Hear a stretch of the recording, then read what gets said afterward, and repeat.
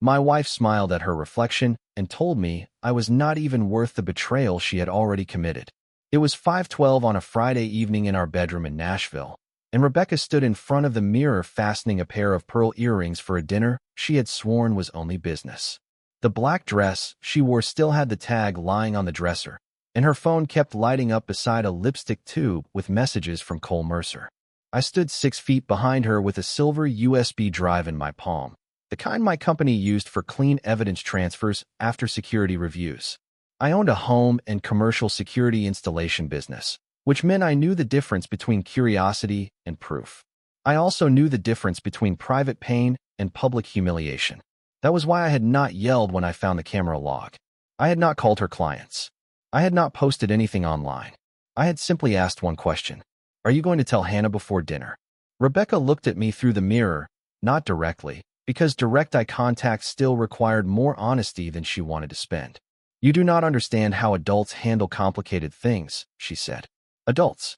That was the word people used when they wanted selfishness to sound mature. I looked at the USB again. The footage was from Cole's model home off Franklin Pike, a property where my company had been hired to inspect the camera system after hours. Nothing on it was graphic. Nothing needed to be. It showed Rebecca and Cole walking in after closing, speaking plainly because they thought empty rooms did not remember. It caught the timestamp, the lies about their schedules, Cole laughing that Hannah would believe the dinner story because she was focused on the baby, and Rebecca saying I was too decent to check anything that would hurt me. Too decent. In her mouth, it had sounded like weak. Hannah is 7 months pregnant, I said. Rebecca picked up her perfume and sprayed her wrist like we were discussing weather. Hannah is not your responsibility. Neither was your lie. Her mouth curved then, small and cruel, the way it did when she thought she had found the soft place in me. Grant, please, do not act betrayed like you were some grand prize. You were not even worth cheating on. The room went still. I heard the air conditioning click on. I heard a car pass outside.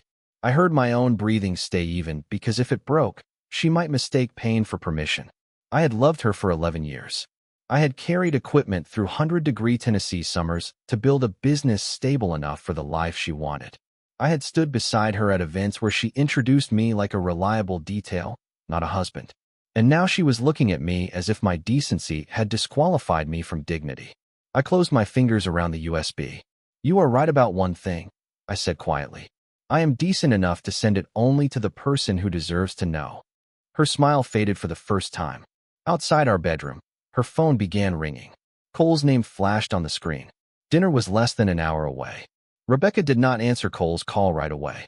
She let it ring on the dresser while the screen pulsed his name against the marble top, bright and impatient beside the lipstick, perfume, and tiny gold clutch she had bought for that evening.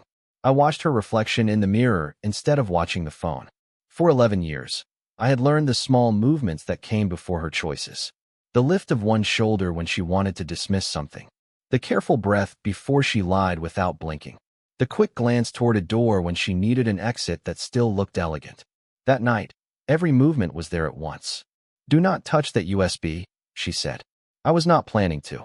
My voice sounded calmer than I felt, which seemed to bother her more than shouting would have. Rebecca turned around then, finally facing me instead of my reflection. You are making this ugly. I looked around the bedroom she had designed to feel like a boutique hotel, soft gray walls, white bedding, brass lamps, framed photographs from charity events where we stood side by side and looked happier than we had been. No, I said. Ugly happened before I walked in. Her eyes narrowed. You do not get to judge me like some saint because you install cameras for a living. That was another thing she did when cornered. She made honest work sound small. My company started with 1 van, 2 ladders, and a used laptop in the back office of my father's garage. I spent August afternoons in attics, so hot the air felt like wet towels. I crawled through crawl spaces under old houses outside Brentwood, mapped wiring in office buildings downtown, and learned every Tennessee privacy rule because a security company without boundaries is just another kind of threat. I built Whitaker Secure Systems by refusing to take shortcuts, even when clients asked for them.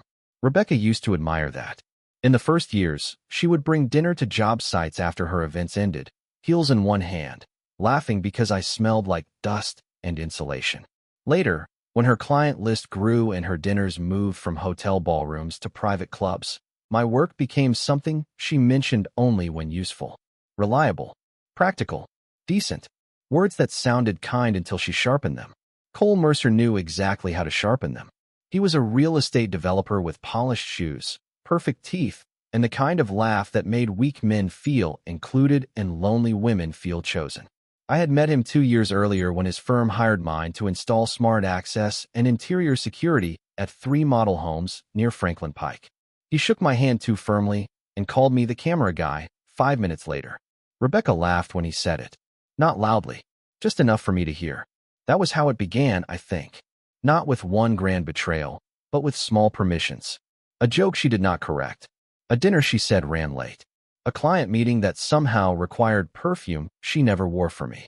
The phone stopped ringing. Rebecca picked it up, read whatever Cole had sent, and her face changed for half a second. He is waiting, she said. I know. Grant, listen to me. Hannah is emotional right now. She is pregnant. You cannot drop something like this on her before dinner. I studied her carefully. You were willing to let her sit through dinner beside him while everyone lied to her. Rebecca looked away. That is different. Because it protected you. She opened her mouth, then closed it. For the first time that evening, silence worked against her. I walked to the small desk near the window and set the silver USB beside my laptop. Outside, Nashville traffic moved along the street below, ordinary people heading to restaurants, grocery stores, home. Dinner was still waiting for all of them. For Hannah Mercer, dinner was a stage built out of lies. I opened my laptop, created a clean folder, and began preparing only what she had the right to see. I did not open the full tape in front of Rebecca. I knew better than that. Evidence has a way of becoming a weapon if you let anger choose what matters, and I had spent too many years building a company around the idea that people deserve boundaries even when they fail to respect yours. At 5:28, I inserted the silver USB into my laptop and copied the original file into a secure folder. Rebecca stood near the foot of the bed, arms folded, trying to look offended instead of afraid. You are being ridiculous, she said. This is not some courtroom drama. No, I said, watching the file load. It is a dinner reservation. Her jaw tightened. That landed where I meant it to. The footage came from the model home off Franklin Pike, one of Cole Mercer's new luxury properties staged with pale furniture, fake family photographs, and kitchen counters nobody had ever spilled coffee on. My company had installed the cameras there, then returned after his project manager reported blind spots near the rear entrance. The system was legal, disclosed, and marked. The signs were posted at the front entry, the garage access, and the hallway by the security panel. Cole knew that because he approved the invoice. Rebecca knew that because she had helped plan the client reception there 2 weeks earlier. They did not forget the cameras. They forgot me. I clipped only what mattered. The first segment showed Cole unlocking the rear door at 8:46 on Wednesday night, long after the property had closed. Rebecca stepped in behind him wearing the green coat she told me she had left at a vendor meeting. They were close enough that no honest explanation could stretch around it, but I did not need to include anything private or humiliating. The second segment showed them in the kitchen, voices clear because Cole had insisted on premium audio at entry points for asset protection. His words, not mine. He laughed and said, Hannah will believe the dinner story. She believes anything when it sounds responsible. Rebecca answered, Grant will not check. He is too decent to hurt himself on purpose. I paused the clip there. Rebecca looked away from the screen as if the wall had suddenly become important. That is out of context, she said. Then give Hannah the context. She said nothing. I added the timestamps, the exterior entry log, and the short audio segment where Cole mentioned the Friday dinner. I removed anything unnecessary, anything that would shame Hannah more than inform her, anything that would turn truth into spectacle. When I was done, the file was 3 minutes and 12 seconds long. 3 minutes can be enough to end a lie that took months to build. Rebecca walked closer. You cannot send that. Why? Because she is pregnant. I looked up at her. That is why I am sending it to her, not after she sits across from him tonight smiling for people who know less than she does. Rebecca's face changed again, anger searching for a new mask. You do not care about Hannah. You care about punishing me. I thought about Hannah Mercer standing in the nursery 6 weeks earlier, one hand resting on her stomach, asking me if the camera app would let her check the crib from downstairs without saving footage to a public cloud. She had been nervous in a sweet, practical way, apologizing twice for asking questions I was paid to answer. Cole had stood in the doorway that day scrolling on his phone, bored by a room built for his own child. I care that she is being seated at a table where everyone else gets to know the truth except her, I said. Rebecca picked up her clutch from the dresser. If you do this, you are not the man I thought you were. I looked at the upload bar reach 100%. No, Rebecca. I am exactly the man you counted on being too decent to act. Her phone buzzed again. Cole, leaving now. See you at 6. I created a new email, typed Hannah Mercer's address, and let my hands rest above the keyboard. For a few seconds, I did not type anything. Hannah's email address sat in the recipient line like a door I could not close once opened. Rebecca watched me from beside the dresser, one hand wrapped around her clutch so tightly her knuckles paled under the bedroom lights. She had spent the last 10 minutes calling me dramatic, insecure, childish, judgmental, anything except correct. That was how people behave when the truth has already arrived, but they are still trying to negotiate the seating arrangement. Grant, she said, softer now. Think about what this will do to her. I turned my chair slowly. I have been thinking about that since I saw the tape. No, you have been thinking about yourself. I looked at the 3-minute and 12-second file attached to the email, then back at my wife. If I were thinking only about myself, Cole's investors would already have it. Your clients would already have it. The venue board would already have it. I would have made sure every person at that dinner watched you explain why Hannah was the last woman in the room allowed to know. Rebecca swallowed. The house was quiet except for the low hum of the air conditioning and the distant traffic outside. But I did not do that, I said. I cut out everything unnecessary. I kept only the time stamp, the entry, the lie, and Cole saying she would believe the dinner story. Rebecca's eyes flickered toward her phone again. Cole had sent 2 more messages. I did not read them, but I saw the beginning of one from where I sat. Everything still good? The question was almost funny in a cruel way. Everything had been good for him because everyone around him had been assigned a role. Hannah was supposed to be trusting. Rebecca was supposed to be flattered. I was supposed to be decent enough to stay quiet. Dinner was supposed to be a stage where all 3 lies could sit down and clean clothes. She is not stable enough for this right now, Rebecca said. That one changed the temperature in the room. I stood up. Not quickly, not harshly, just enough that she understood I had heard every word beneath the sentence. Do not use her pregnancy to keep her uninformed. That is not what I am doing. It is exactly what you are doing. My voice stayed low, but I felt something break clean inside me. You and Cole decided she was strong enough to be lied to, but too fragile to be told the truth. That is not concern. That is control. Rebecca opened her mouth, then closed it again. For the first time, she looked smaller than the dress, smaller than the dinner, smaller than the version of herself Cole had been applauding. I sat back down and typed the message carefully, because Hannah deserved clarity, not panic. Hannah, I am sorry you are receiving this from me. I would not send it unless I believed you had a right to know before tonight. The attached file has been reduced to only necessary evidence, timestamps, entry footage, and audio of the dinner story. I have not sent it to anyone else, and I will not. Please have someone you trust with you before you open it. I read the words twice. Rebecca whispered, please do not. I looked at her, and for 1 second I saw the woman I married, not the one who had laughed at my decency. That almost stopped me. Almost. Then I remembered Hannah in the nursery, asking whether the baby monitor would be secure. I clicked send at 5:44. After I clicked send, Rebecca stared at the laptop as if she could pull the email back through the screen by wanting it hard enough. For almost 10 seconds, neither of us moved. The little sent notification disappeared, leaving the bedroom exactly the same and completely changed. Her black dress still looked perfect. Her earrings still caught the light.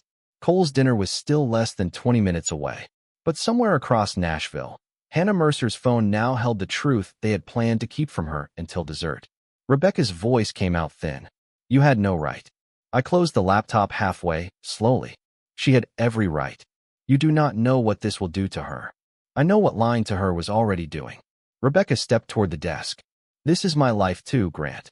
I looked at her then, really looked at her, and felt the strange sadness of seeing someone defend a fire because they did not want to admit they had lit it. That is what you should have remembered before you made another woman's marriage part of your evening plans. Her phone rang again. Cole. This time she answered before the second vibration.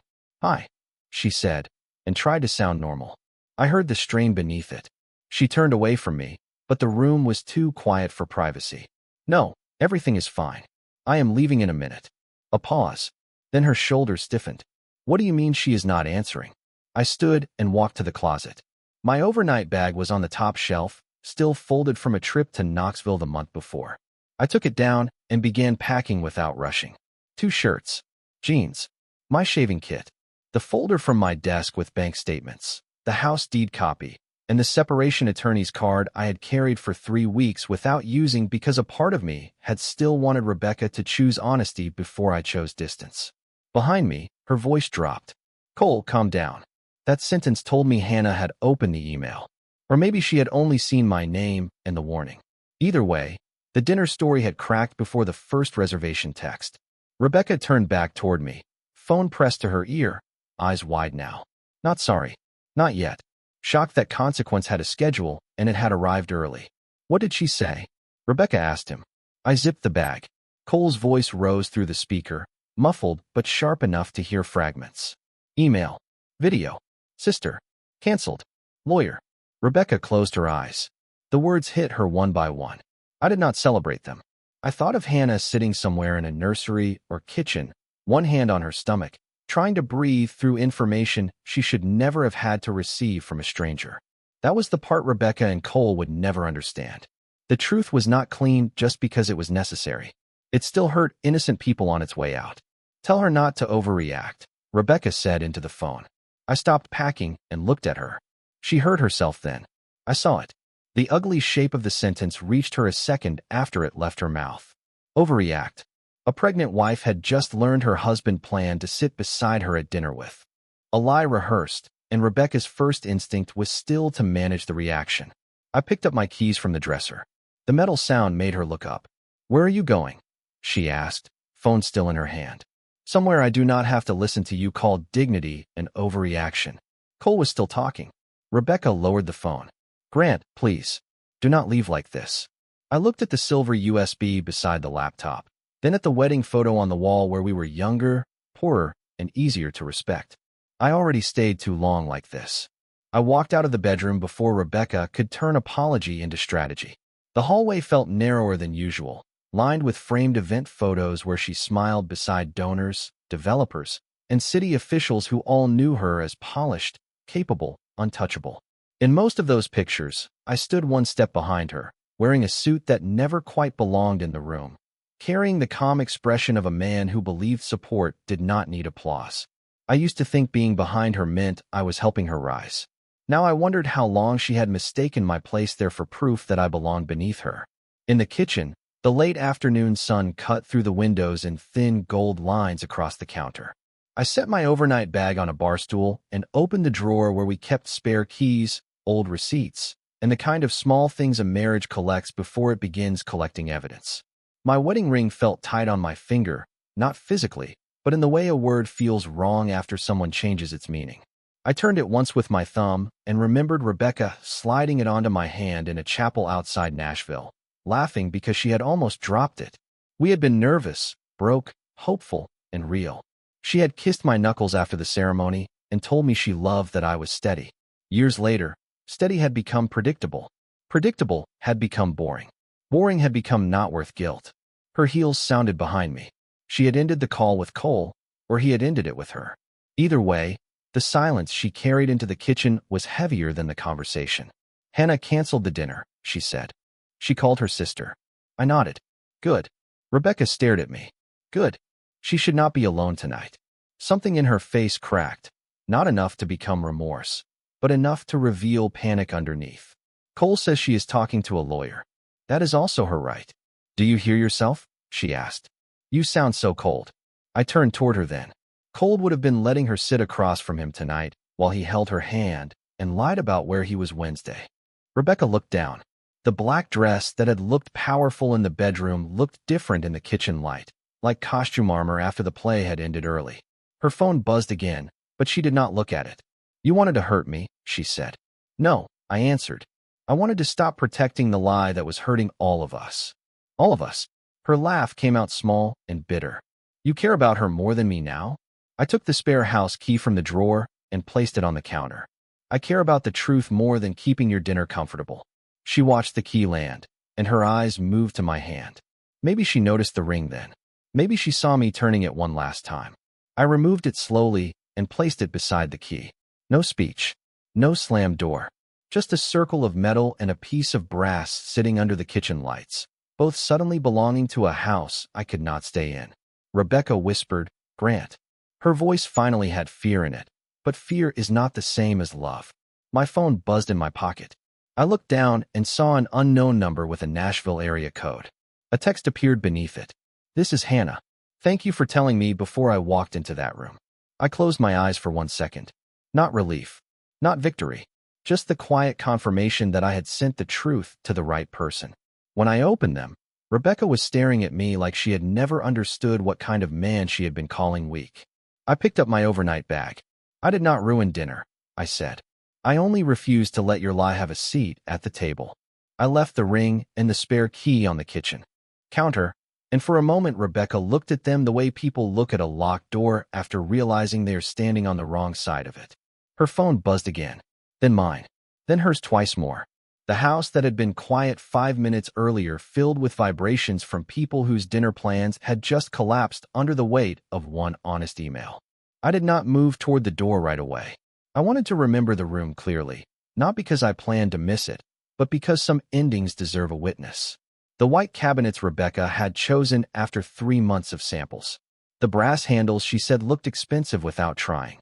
The framed invitation from the gala where Cole first called me the camera guy, and she laughed softly enough to pretend it had not counted. The wedding photo on the hallway wall, both of us younger, sunburned from our cheap honeymoon in Gulf Shores, smiling like the world had not yet taught us how slowly contempt can enter a home. Rebecca reached for the ring, but did not pick it up. "You cannot just walk out," she said. "I can." Over a mistake? I looked at her, and the calm in me felt less like control and more like exhaustion finally becoming useful. A mistake is forgetting a reservation.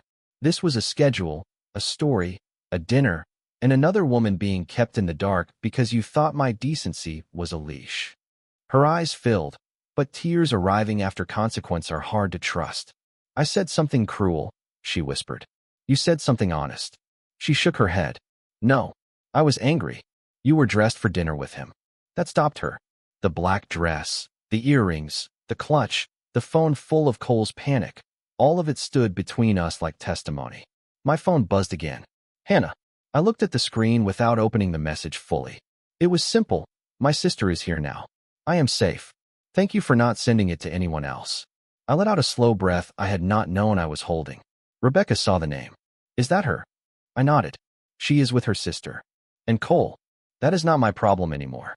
Rebecca laughed once, bitter and scared. "So now you are the hero?" I picked up my overnight bag. "No, I am.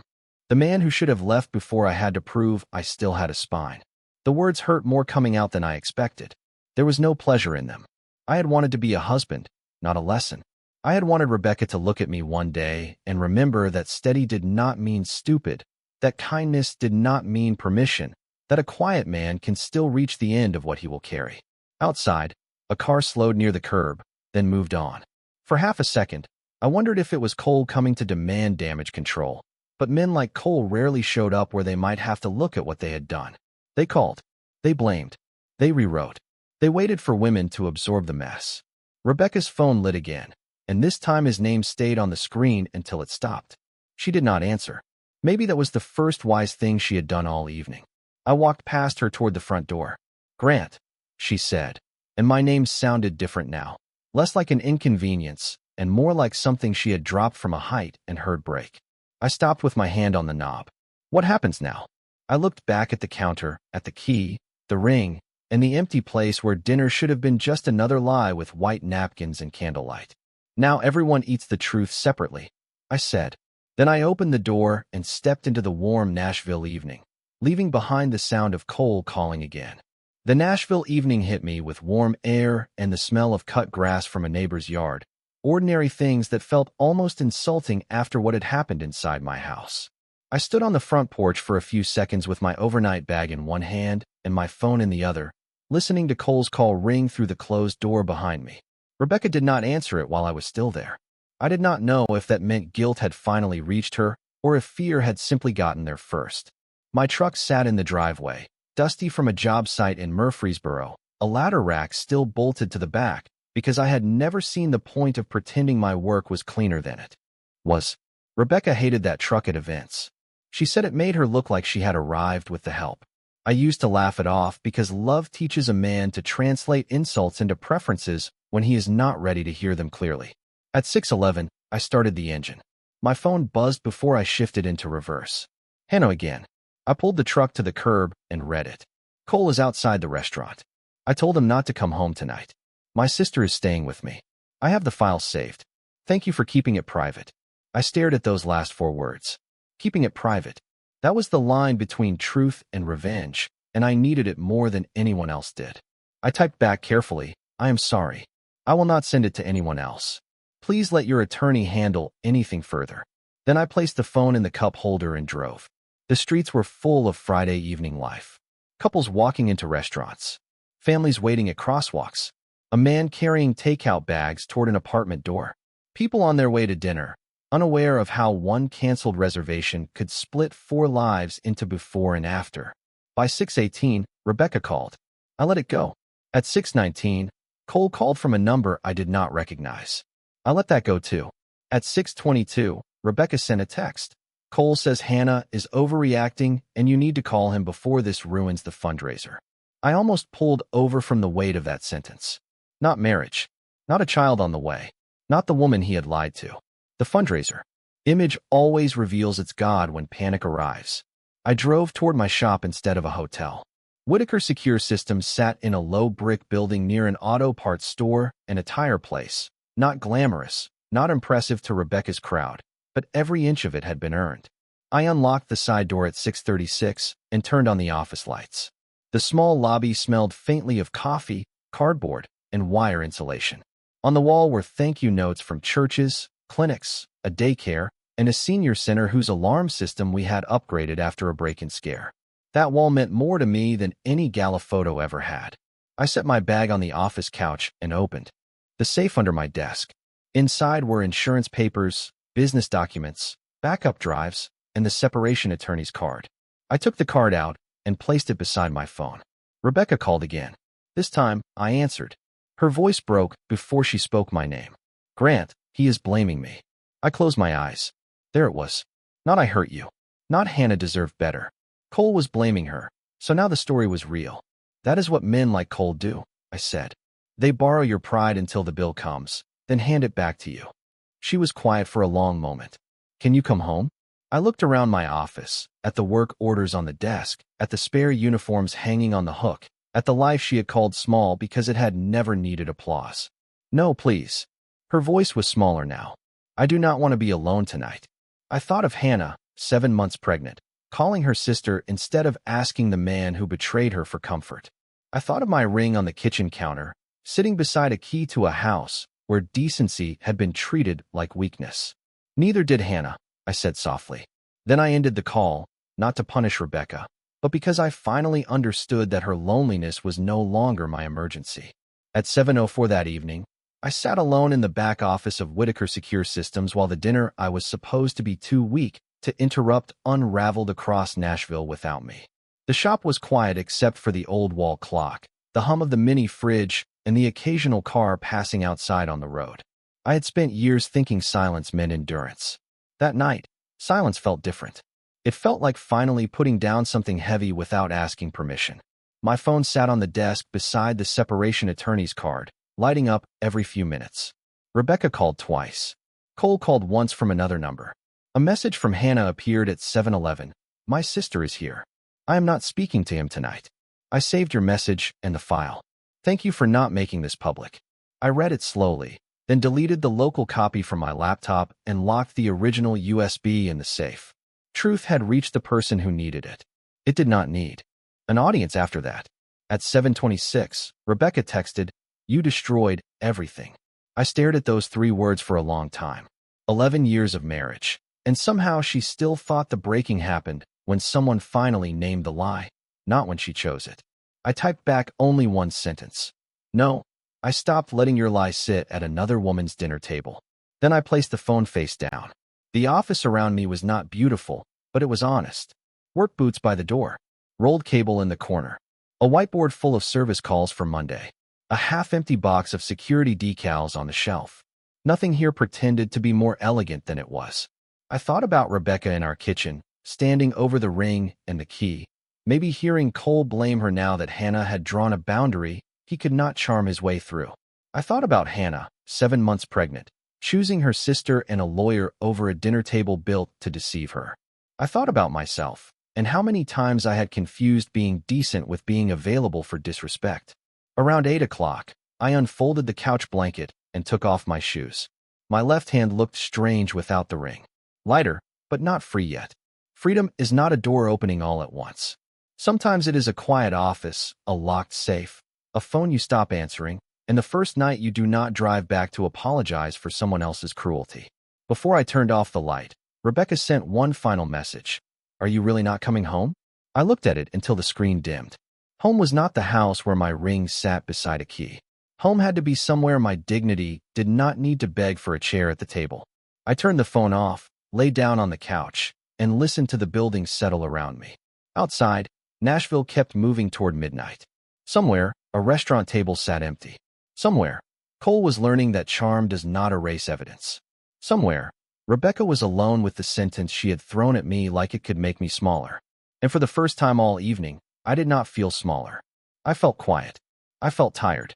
I felt done.